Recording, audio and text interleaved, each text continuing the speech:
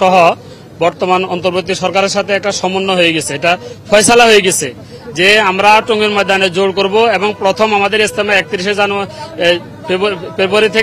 জানুয়ারি থেকে ফেব্রুয়ারি আমাদের প্রথম ইজতেমা হবে, দ্বিতীয় পর্ব সাতপন্থীতে তাদের হবে।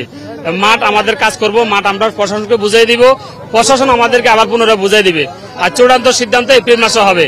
আমরা ওই সময় আমাদের সাথীরা, ছাত্ররা, ওলামায়ে কেরাম মাঠে কাজের জন্য গেছে, যেহেতু বিশ্ব ইজতেমা সারা বিশ্ব থেকে মেহমান আসে, আর এটা সারা বিশ্বই জানে ওলামায়ে কেরামদের মজমা বেশি বড় হয়, তাদের অনেক কম হয়। তো যাই হোক, আমরা এটা সরকারকে মেনে নিয়েছি, সরকার যেটা সিদ্ধান্ত দিয়েছে।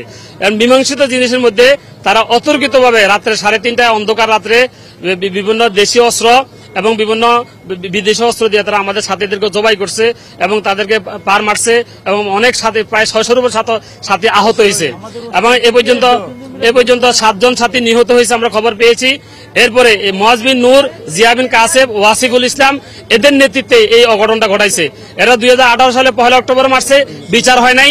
যার বিচার না হওয়ার কারণে এরা বিগত এই ফ্যাসিস্ট সরকারের দোসর হয়ে বর্তমান সরকারকে বিপদে নাজেহাল করার জন্য তাদেরকে এই ঘটনা তারাই ঘটাইছে।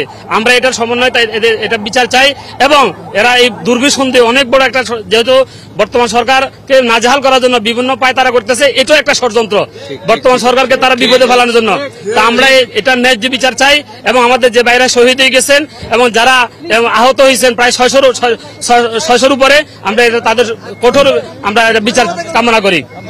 বিষয়টা হঠাৎ না, কেন এরা এই যে 2-4 জন যারা মানে শীর্ষস্থানে আছে, এরা ফেসবুকে আগে এটা মানে ফলো করতেছিল যে আমরা রাতে বাসের মাথার মধ্যে লাইট নিয়ে যাবো, তারপর এরকম রাতের অন্ধকারে এরকম কিছু দেখা যাবে না, এরকম ফেসবুকের মধ্যে স্ট্যাটাস দিতেছিল 3-4 দিন ধরে, মানে এটা পরিকল্পিত।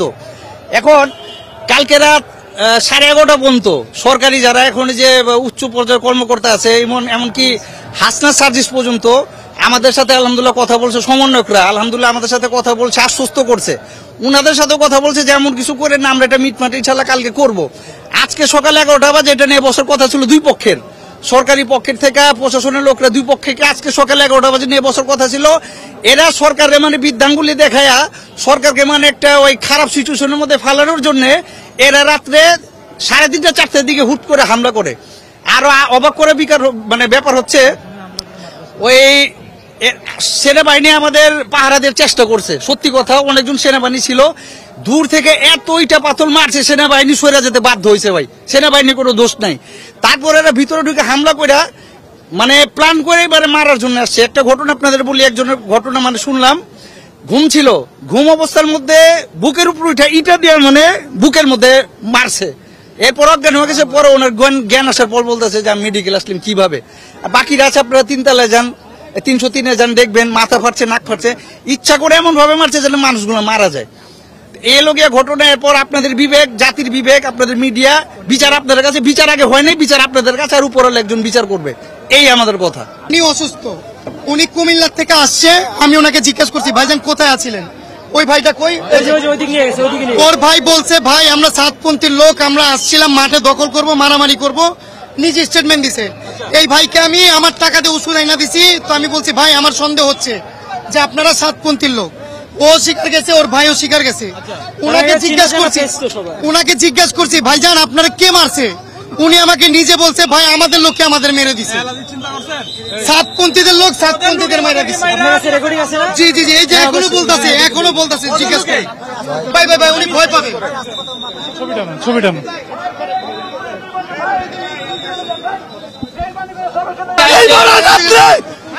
আমাদের সাথে যায়,